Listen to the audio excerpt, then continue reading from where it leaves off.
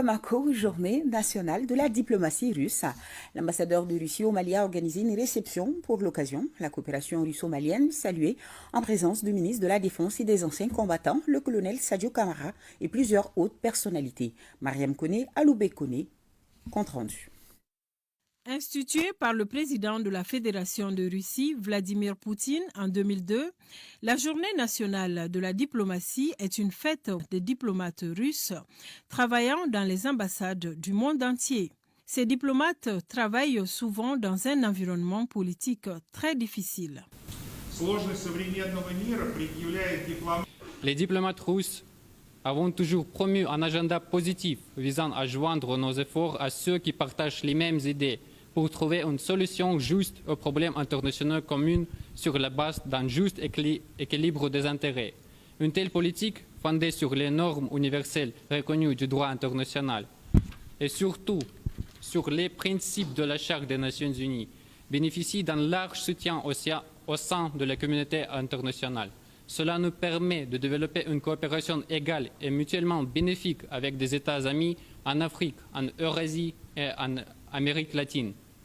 Dans cette coopération avec les pays en développement, le Mali occupe une place de choix, renchérit l'ambassadeur. Avec le Mali, nous avons une coopération étroite et mutuellement respectueuse. La coopération dans les domaines politiques, militaires, commercial, économique et humanitaire se développe.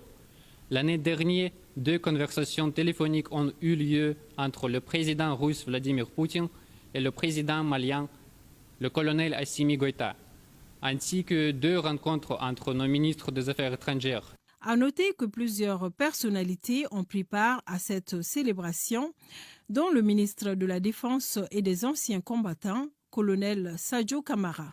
Vive l'amitié russo-malienne!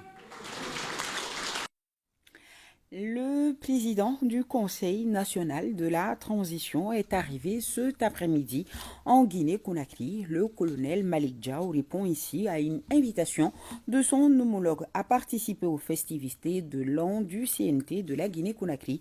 Au-delà, l'occasion c'est la mise à profit pour parler des défis communs dont la lutte contre le terrorisme et la bonne marche de la transition dans les 2 pays. Les délégations du Burkina Faso et du Tchad seront également présentes. Nous écoutons le président du CNT, le colonel Malick Diaw, à son arrivée à Conakry, au micro de nos envoyés spéciaux, Bourama Traoré et Seydou Sissoko.